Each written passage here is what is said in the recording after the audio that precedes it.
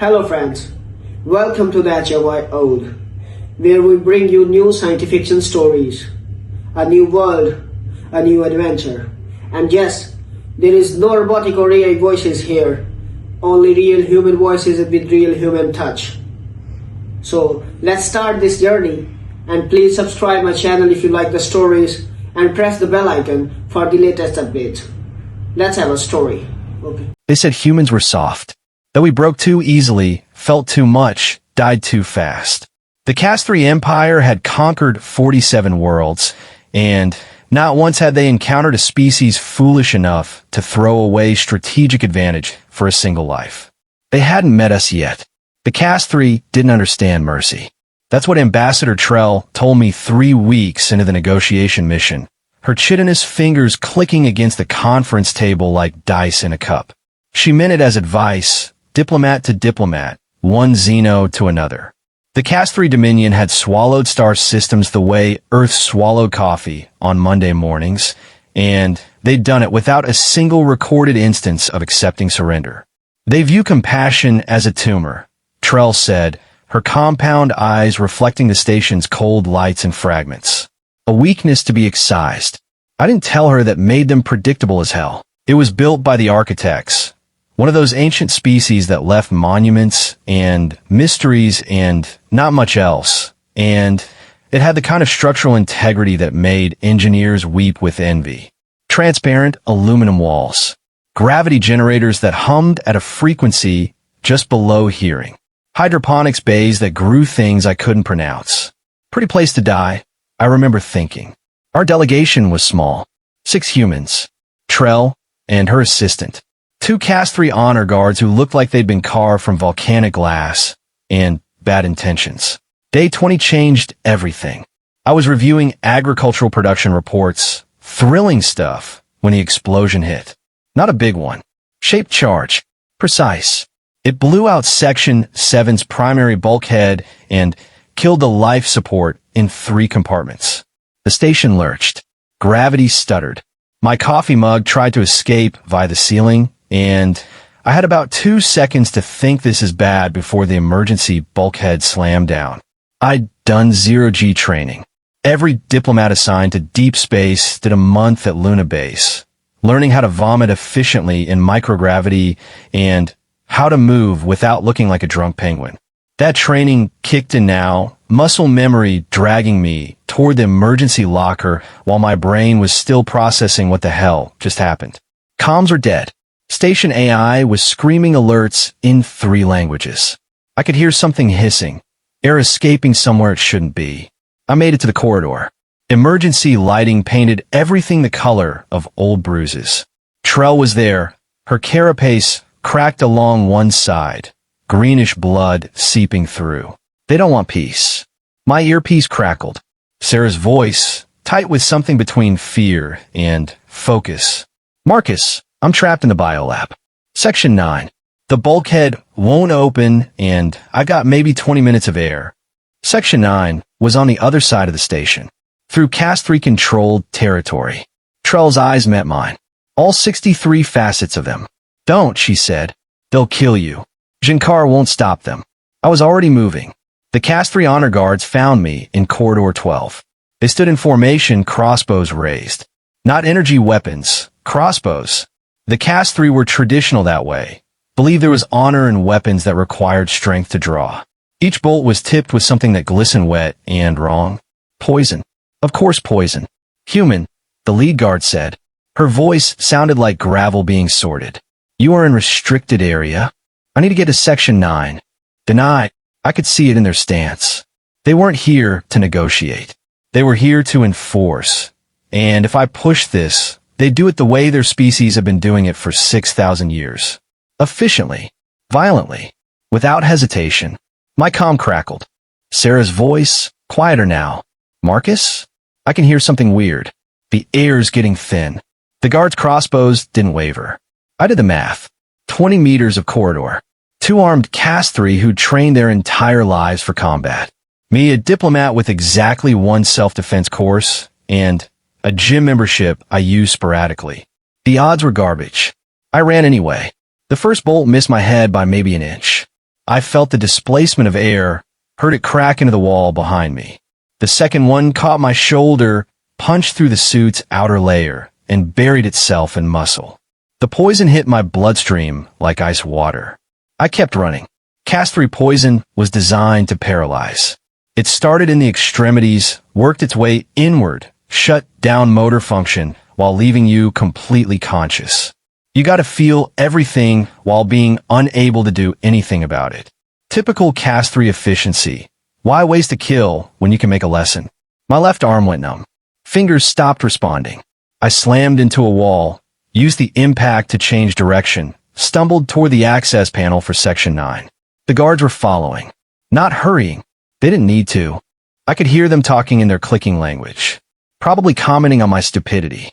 On how humans were soft, emotional, prone to irrational decisions. The access panel was biometric. I pressed my good hand against it, praying the station AI hadn't locked down everything. The panel blinked green. The bulkhead groaned open. I fell through. Sarah was on the floor of the biolab, her breathing shallow, eyes wide. She'd stuffed towels under the door to slow the air leak. Smart, but it wouldn't be enough. Marcus. She saw the bolt in my shoulder. Oh God, my legs weren't working right anymore. The poison was spreading, shutting me down section by section. I dragged myself to the environmental controls, slapped the emergency override. The lab's reserve oxygen kicked in with a hiss. The guards appeared in the doorway. Crossbows raised. You have delayed the inevitable, the lead guard said. The female will die. You will die. This changes nothing. My right arm was going numb now. Couldn't feel my legs at all, but I could still talk. You're right, I said. It doesn't change anything. The guard tilted her head, confused. The air's working now. She's safe. That's all I needed. I could see it in their posture. The confusion. The complete failure to understand why anyone would trade their life for someone else's. The Cask-3 didn't have that in their psychological makeup. They had duty, honor, species loyalty. But sacrifice? Individual sacrifice for another individual? Incomprehensible. The lead guard lowered her crossbow slightly. You are dying for no strategic gain. Yeah, I managed. My vision was getting blurry. That's kind of our thing. Sarah was crying, trying to reach me, but the room was spinning and I couldn't track movement anymore. I could hear her voice though, saying my name, saying something about anti-venom, about help coming, about holding on. I wanted to tell her it was fine. I'd do it again. That some things were worth more than strategy or sense or survival. But the poison had reached my lungs now, and talking was off the table. The last thing I saw before everything went dark was the guard's face. That expression of absolute bewilderment. Like she just watched someone solve an equation by eating the chalkboard. They really didn't understand mercy, which meant they definitely didn't understand us. I woke up in medical, which was surprising, given that I'd been pretty sure about the whole dying thing. About how the Cask-3 would have watched me weigh Sarah's life against mine and expected me to choose preservation. Expected me to be rational. Because she needed help, I said. That's reason enough. Yuki shook her head. Humans. We're going to give the entire galaxy a collective aneurysm. The door opened. High Arbiter Junkar entered, his scales catching the light in a way that suggested violence under very thin control. Behind him, the two honor guards. I tried to sit up straighter. Yuki put a hand on my chest. Don't. Junkar stared at me for a long moment. When Cask-3 stared, it was unnerving. Their eyes didn't move the way ours did. They fixed, locked on, evaluated. You were warned, he said finally. You were told you would die. You continued anyway. Yeah. For one individual. No territorial gain. No strategic advantage. No genetic imperative. You are not related to Dr. Chun. Nope. His head tilted. The Cask-3 equivalent of profound confusion. Explain. I thought about how to phrase it. How to translate something fundamental about humanity into terms that a species built on collective efficiency could understand. We don't abandon our people, I said. Ever. It's not about strategy. It's about who we are. Junkar made a sound like rocks grinding together. Possibly laughter. Possibly disgust. Hard to tell. The Dominion has conquered 47 worlds, he said. We have never encountered species so profoundly irrational. That's us. Irrational as hell. He turned to leave, paused at the door. The sabotage was performed by extremist elements. They've been dealt with. The Dominion does not tolerate disruption of sanctioned negotiations. Good to know. The perihelion cluster. You may keep it. The resource extraction is not worth the cost of conflict with your species. I blinked. You're giving us the cluster? We are avoiding prolonged contact with a species that does not value its own survival appropriately. You are too unpredictable for efficient conquest. He paused. Too dangerous. The door closed behind him. Yuki was grinning. Did we just win a negotiation by being crazy? I think so. Sarah appeared in the doorway, her eyes red, her hand shaking. She crossed the room in 3 steps and hugged me hard enough to make several things in my chest protest. You moron, she said into my shoulder. You beautiful, stupid moron. Yeah, I said. I get that a lot. She pulled back. They could have killed you. They tried pretty hard. And you just ran at them. Through them. Not worth the cost of engagement. She clicked her mandibles together. They've never given that classification to a species with your level of technology. Usually it's reserved for hive minds or species with planet-killing bioweapons. We got something better than bioweapons. Oh, we've got each other. Trell was quiet for a moment. Then, I've been a diplomat for 30 years. Serve on 17 different negotiation teams. I've never seen anyone do what you did. Run towards certain death for no quantifiable gain. Sarah's not quantifiable. No, Trell agreed. She's not. And that's what frightens them. Good. She turned to leave. Stopped. The architects built this station 10,000 years ago. They're gone now. No one knows why. But I've studied their ruins, their writings.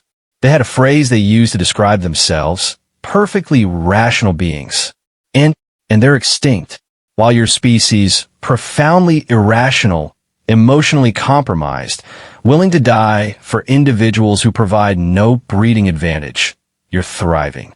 She clicked her mandibles again. The universe rewards different things than we expect. After she left, I stayed in the observation deck. Watched the stars.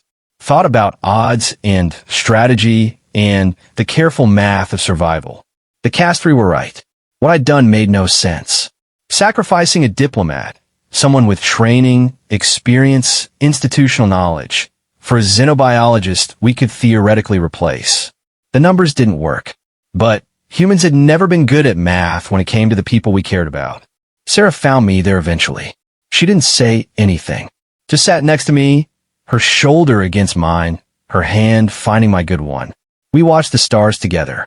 And somewhere in Cast 3 space, I like to imagine High Arbiter Jinkar was rewriting threat assessments and trying to explain to his superiors why humanity, soft, emotional, short-lived humanity, was too dangerous to fight. Because we'd do it again. Every single time. That's what made us human. The thing about becoming a galactic curiosity is that everyone wants to study you afterward. 3 months after the negotiation station incident, I was back on Earth, sitting in a Geneva conference room that smelled like burnt coffee and diplomatic anxiety. The United Colonial Council had questions. So did the Interspecies Oversight Committee. So did what felt like every xenopsychology department between here and Proxima Centauri. They all wanted to know the same thing. Had I calculated the risk beforehand? No, I told them. Every single time. I just ran. They didn't believe me. Or maybe they did, and that scared them worse. Sarah was there too, fielding her own interrogations. The xenobiology community wanted samples, brain scans, psychological profiles. They wanted to understand why a human would sacrifice themselves for another human who wasn't related, wasn't a mate, wasn't even someone they'd known longer than 3 weeks. We gave them data. We gave them interviews. We gave them everything except the thing they actually wanted, which was a formula. Some equation they could plug into their models that would predict when humans would act irrationally and when we behave like sensible, survival-oriented beings. There wasn't a formula. That was the part that kept breaking their simulations. The Cast 3 hadn't contacted us since the station. Radio silence for 93 days.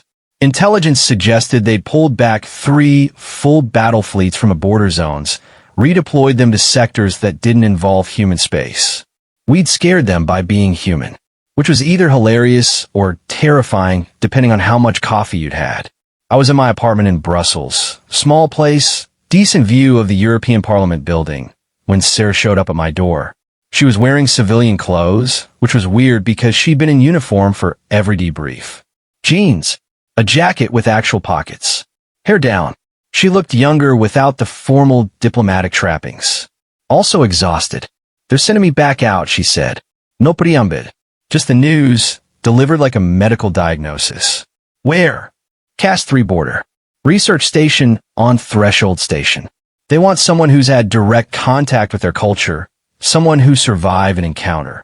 She paused. Someone they might remember. I knew where this was going. You want me to come? The council's already approved it. If you want it. She stepped inside, uninvited but not unwelcome. They think having both of us there sends a message. That we stand by our people. That we don't abandon them even when logic says we should. Propaganda, yeah, but also true. I thought about the last 3 months. The debriefs, the interviews, the talking heads on the news networks dissecting my decision like it was a chess move instead of pure instinct. I'd become a symbol, which was exhausting and weird and not particularly something I'd aimed for. But Sarah was going back out there, into Cast 3 space, where the locals had a demonstrated willingness to shoot first and never bother with questions. The math was simple, even if the answer wasn't. When do we leave? She smiled. Tired but real. 72 hours. Threshold Station made the negotiation platform look like a luxury resort. It was a converted mining station, all function and no aesthetic, bolted onto an asteroid in what passed for neutral space. The gravity was 0.7 Earth standard, which meant everything felt slightly floaty and slightly wrong. Our team was bigger this time. Walbo Mans. For security personnel with actual combat training. Dr. Yuki Tanaka had volunteered for medical officer again, which I suspected had less to do with dedication and more to do with her being the only person who'd successfully treated Cast 3 poison exposure in a human. The Cast 3 delegation arrived 6 hours after we did. High Arbiter Jin Kar wasn't with them. Instead, we got Commander Vrital, who had scales the color of tarnished silver and a reputation for strategic brilliance that bordered on the artistic. She brought 20 guards, all armed with those traditional crossbows. The tension in the meeting room could have been cut with a particularly aggressive spoon. "You're the one who ran," Vrital said, her eyes fixed on me with that unblinking Cast 3 intensity. "That's me. This was foolish. Yeah, I've heard that feedback. She made that grinding rock sound. Yet you survived. And the female you protected survived. And my people withdrew 3 battle fleets because command determined your species represented an unacceptable strategic risk." Her head tilted. "Explain." I've been asked this question approximately 400 times in the last 3 months. Politicians, diplomats, military analysts, xenopsychologists. Everyone wanted the secret formula, the hidden strategy, the clever trick that had won us breathing room. There wasn't one. "We don't leave our people behind," I said. "Ever. That's not strategy. That's just who we are." Vrital was silent for a long time. When Cast 3 went silent, it was uncomfortable. They didn't fidget, didn't shift weight, just froze like statues with really unsettling eyes. "This is inefficient," she said finally. "Probably. It weakens your species, makes you vulnerable to exploitation. Maybe, yet you persist in this behavior. Every single time." She stood, walked to the observation window. The asteroid field stretched out beyond the station, rocks tumbling in slow motion through the void. "The Dominion does not understand your species," she said. "We have cataloged your technology, your population distribution, your military capabilities. All of this is quantifiable, predictable." She turned back to me. "But this willingness to sacrifice advantage for individuals, this breaks our models." Sarah spoke up from her seat. "Good." Vrital's attention shifted to her. "You are Dr. Chun. The one who was saved. That's me. You have studied our biology, our culture, our history. For 8 years. It's kind of my thing. Then, you understand that the Cath-3 do not value individual survival above collective success. A soldier who dies to achieve victory has served their purpose. A civilian who perishes in a disaster is mourned, but not rescued if rescue jeopardizes the greater population. Vrital's scales rippled in what might have been emotion. We are efficient. We have conquered 47 worlds through this efficiency. And you can't figure out how to deal with us, Sarah said. Not a question. Correct. I watched this exchange with a weird detachment of someone who'd stumbled into a conversation bigger than themselves. Sarah was leaning forward now, her professional mask slipping away to reveal something sharper underneath. You want to understand us, Sarah said. That's why you're here. Not for trade negotiations or territorial agreements. You want to crack the code. Vrital didn't confirm or deny. Didn't need to. There's no code, I said. That's what you're missing. We're not hiding some tactical advantage. I searched for words that would translate. We're just wired wrong. From your perspective, we form attachments to individuals. We care about people we've known for 3 weeks as much as people we've known for 3 years. We'll burn resources and risk lives for emotional reasons that make zero strategic sense. This should make you weak. It does. In a lot of ways. I thought about history. About the stupid wars we'd fought over pride or religion or because some asshole insulted someone else's mother. We've nearly destroyed ourselves a dozen times because we couldn't get past our emotions. Yet you survived. Yeah, we're stubborn that way. Vrital processed this. I could almost see the gears turning behind those alien eyes, try to fit human irrationality into a Cath-3 framework, and failing. The Dominion wishes to propose an arrangement, she said finally. Here it came. The real reason for the meeting. We will not engage in hostilities with human-controlled space. You will maintain your current territorial boundaries and not expand into Cath-3 designated resource zones. In exchange, we will share military intelligence regarding the Void Collective. The Void Collective, the name humanity had given to the thing currently eating the Outer Rim. No one knew what they were. No one who'd encountered them survived long enough to file a proper report. They just showed up, consumed everything, and moved on. You want us as a buffer, Sarah said. We want you pointed at something other than us. Vrital's honesty was almost refreshing. Your species is unpredictable, dangerous, but the collective is worse. Better to have you between them and our territory, using us as cannon fodder, using you as what you claim to be, a species that does not abandon its people, that fights for individuals even when logic demands retreat. She paused. The collective does not understand mercy either. Perhaps you will teach them. I want to be offended. Want to tell her to shove her proposal somewhere anatomically challenging for a species with scales. But the truth was, she wasn't wrong. Humanity was expanding. We'd colonized 17 systems in the last 40 years, pushing out into space with the same chaotic energy we brought to everything. And, yeah, we'd run into the collective eventually. Better to know what we were dealing with. We'll need to consult with Earth, I said. This isn't a decision we can make here. Understood. You have 12 days. She left. Her guards followed. The room felt bigger and colder without them. Sarah slumped in her chair.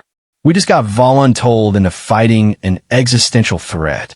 Yeah, because you ran at some guards with crossbows. Pretty much. She laughed.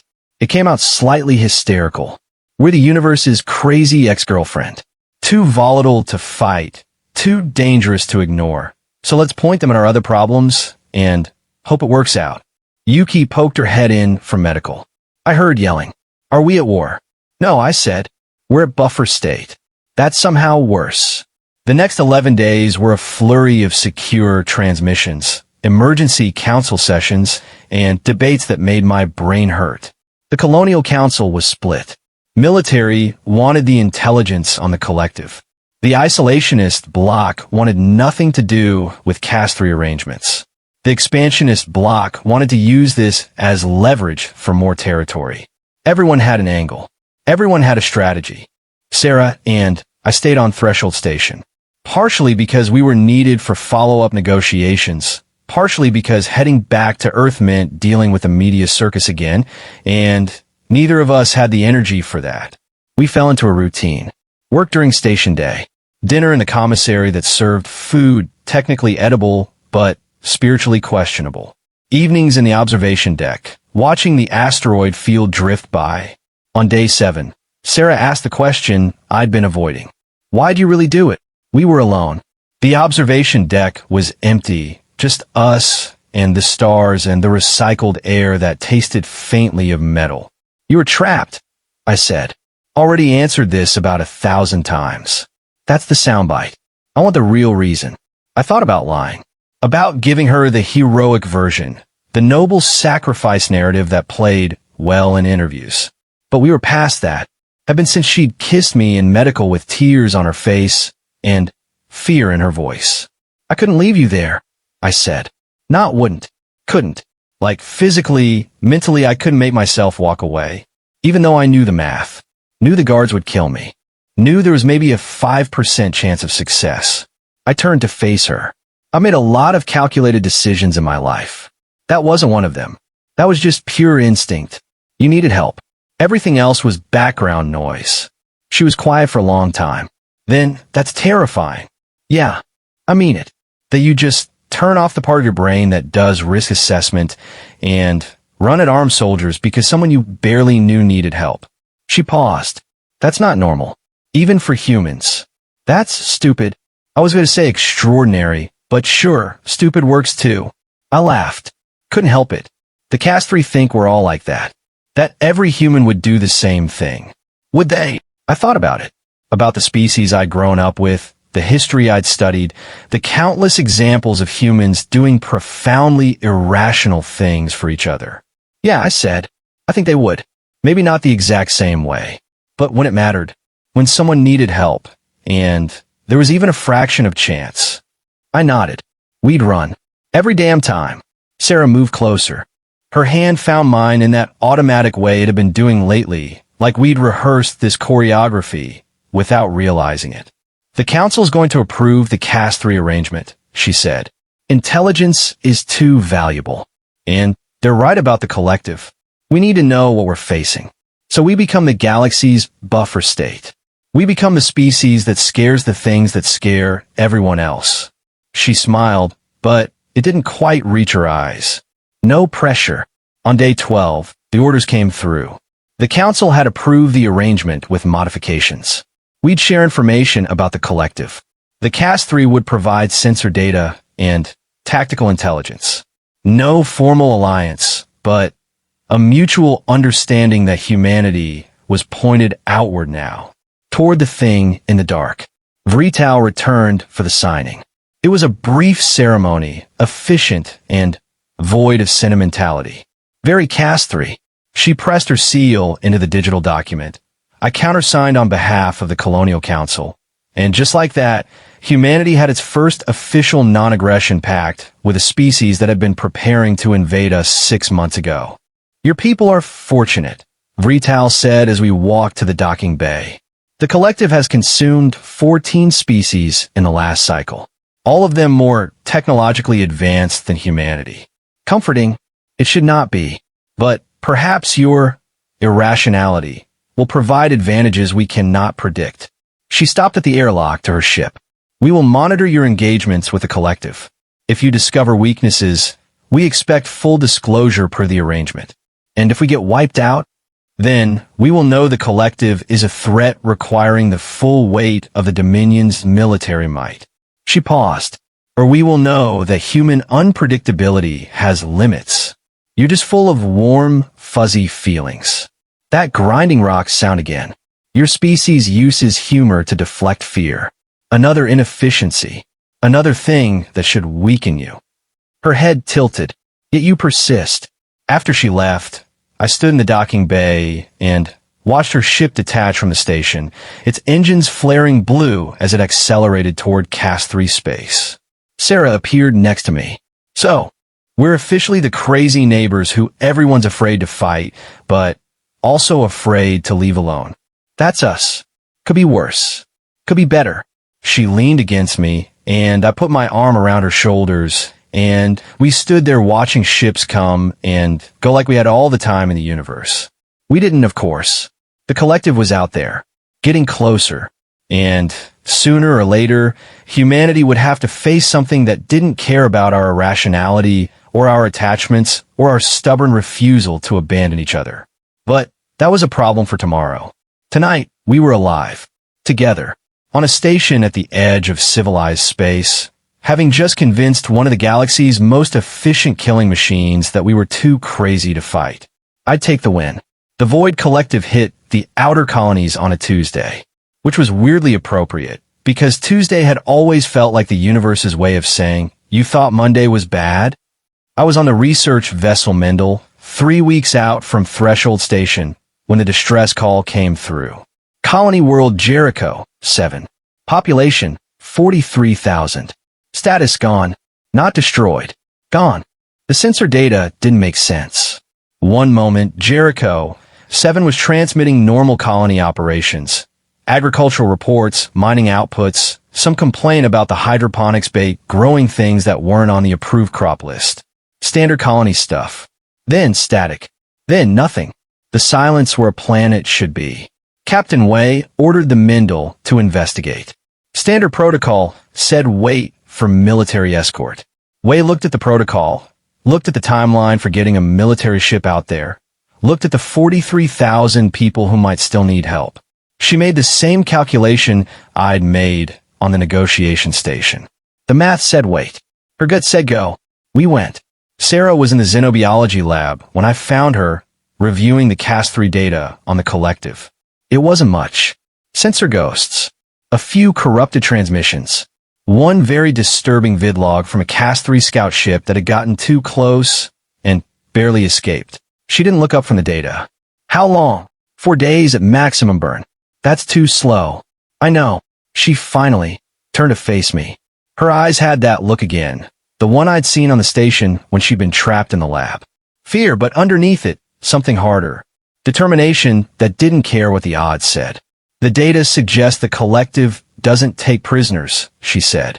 Every species they've encountered, every world they've touched, total consumption.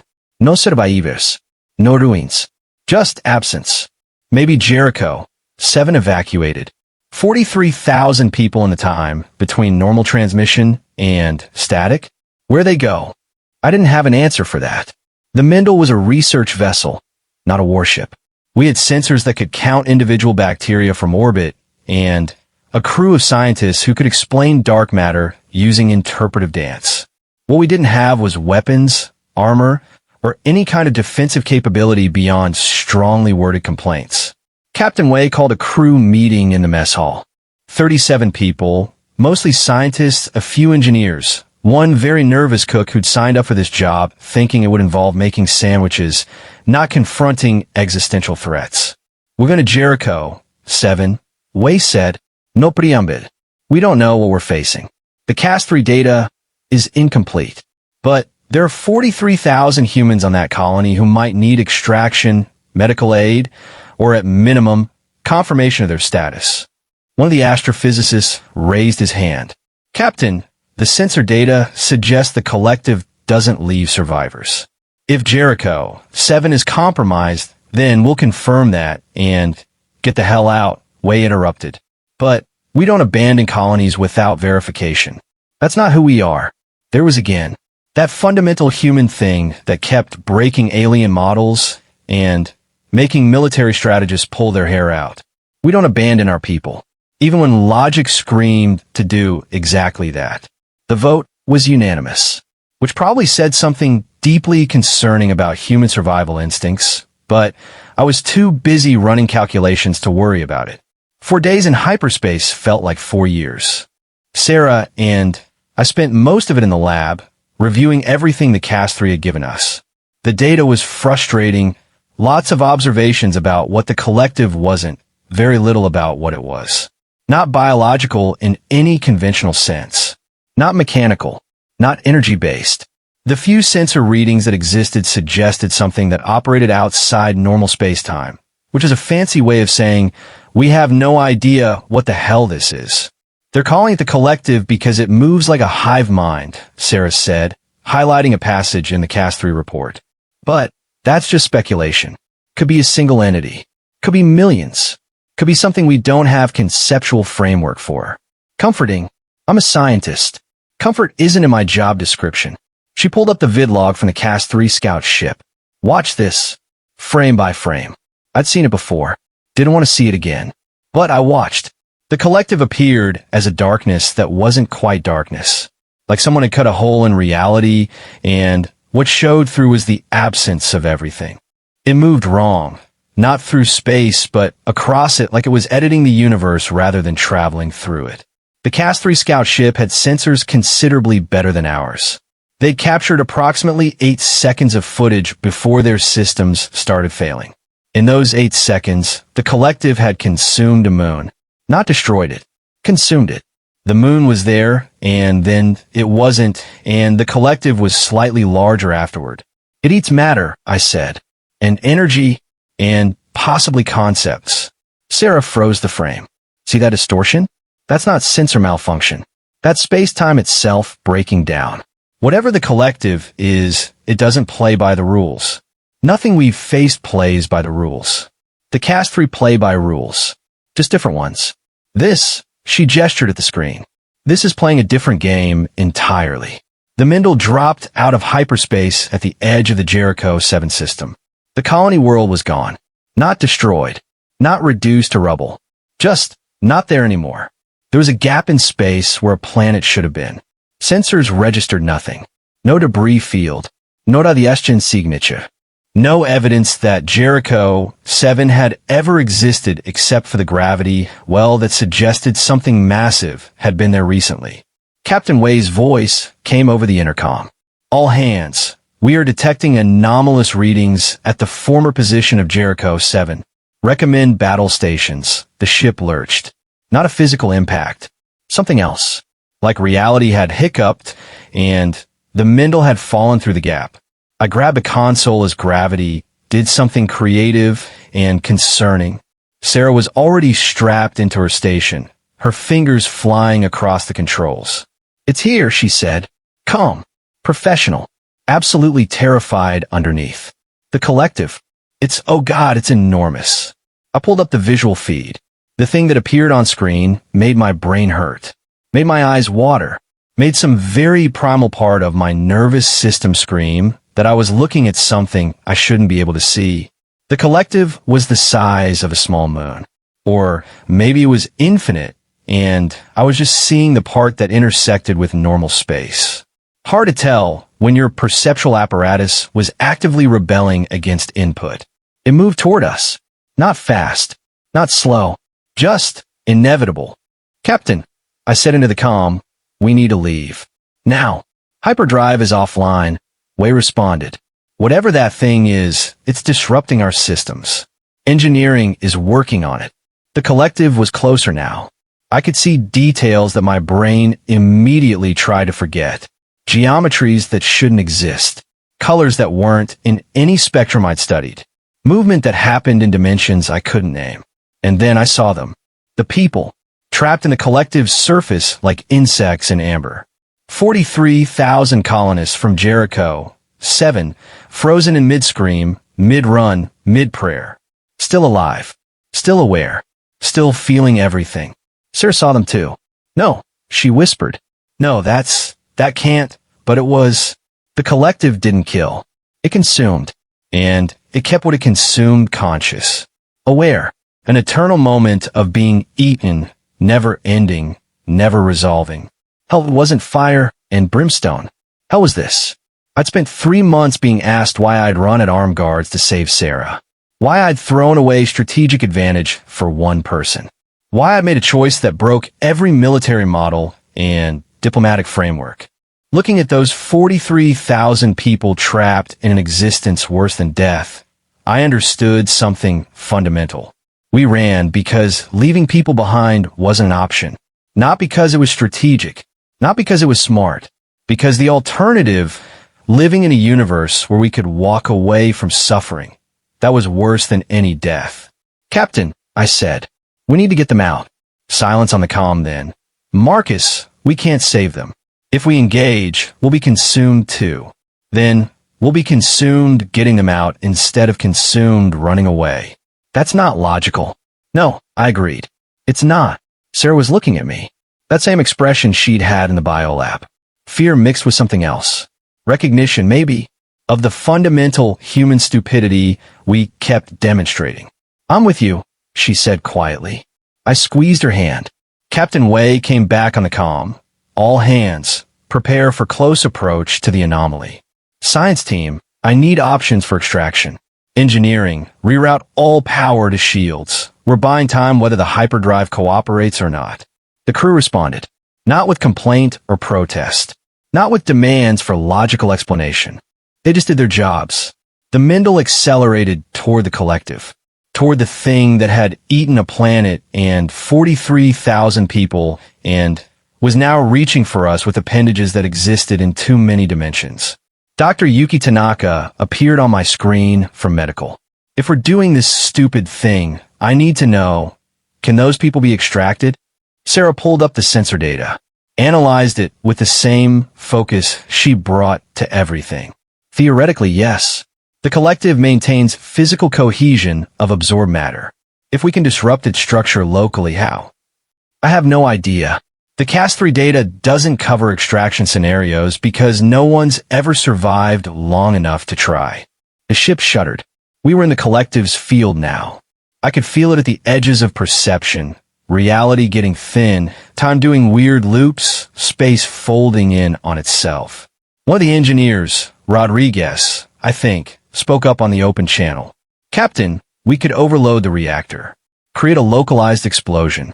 Might disrupt the collective's cohesion enough to free some of the colonists. That would destroy the ship, Wei said. Yeah. Silence. I thought about the negotiation station, about running at Cas3 guards while poison shut down my nervous system, about the math that said I'd die and the instinct that said it didn't matter. This was the same choice on a bigger scale. How many could we save? I asked. Rodriguez did the calculations. With the reactor output, maybe 200, 300 if we're lucky, out of 43,000. Those were terrible odds, less than 1%. But 1% of 43,000 was still 430 people who'd get to live instead of existing in eternal agony. Do it, Captain Wei said. The crew moved. Emergency protocol. Everyone to escape pods. The Mendel had 8 pods, each rated for 50 people.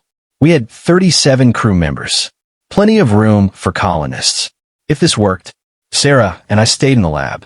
Someone needed to coordinate the extraction, and we had the best understanding of the collective structure, which wasn't saying much, but we worked with what we had. The Mendel pushed deeper into the collective's field. The ship was screaming now. Hull stress alarms, system failures, reality anchors going offline one by one. I could see the colonists clearer now. Individual faces. A woman holding a child.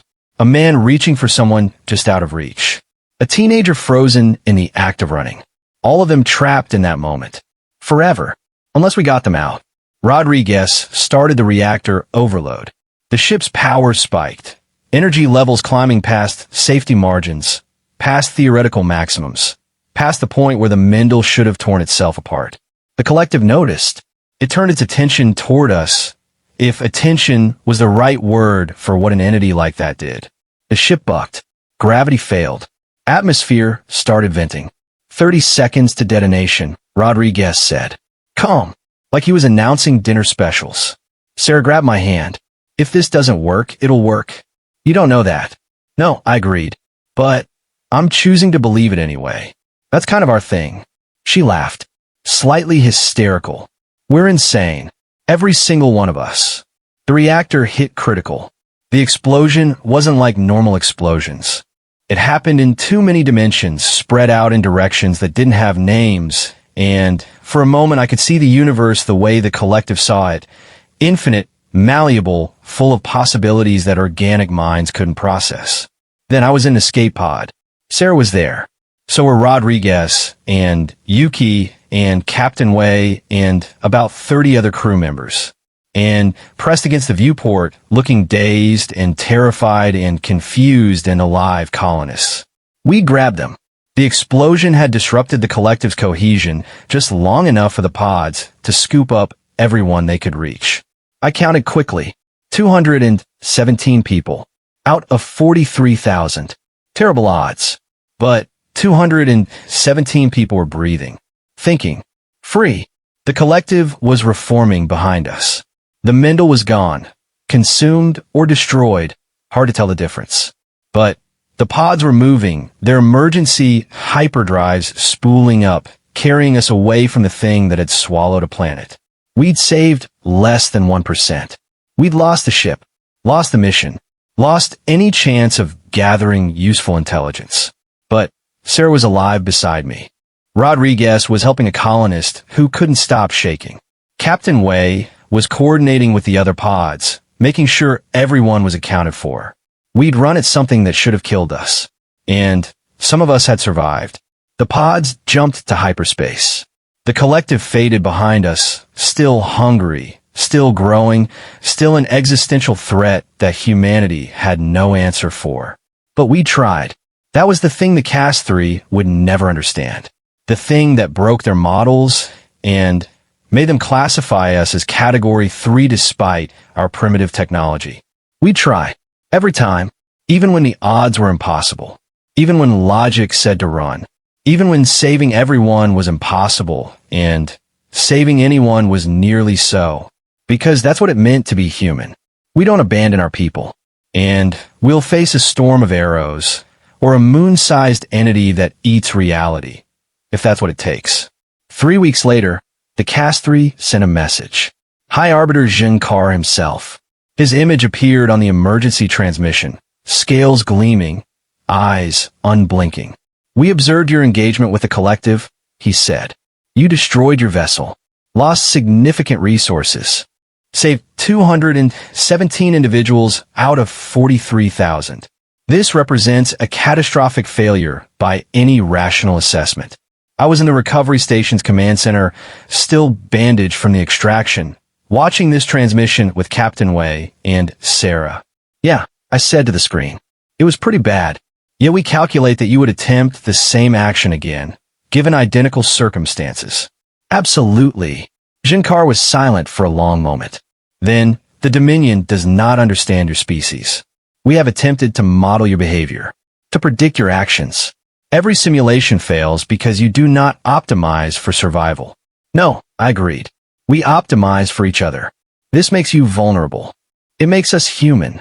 Another long silence. The collective will return, Jinkar said. It will consume more colonies, more worlds, more individuals. And you will face it again, knowing you cannot win, knowing you will lose resources and lives in attempts that achieve minimal tactical gain. That's the plan. This is madness. Yeah, I said, but it's our madness. The transmission cut out. Sarah leaned against me, her head on my shoulder. We're going to keep doing this, aren't we? Running at things that should kill us. Trying to save people even when we can't save everyone. Yeah, that's going to get a lot of us killed. Probably. And we're okay with that. I thought about the colonists in the pods. The ones we'd pulled from eternal nightmare. 217 people who'd get to see their families again, eat terrible cafeteria food, complain about hydroponics bays. 217 people who mattered. We're okay with that, I said. Outside the viewport, stars stretched in every direction.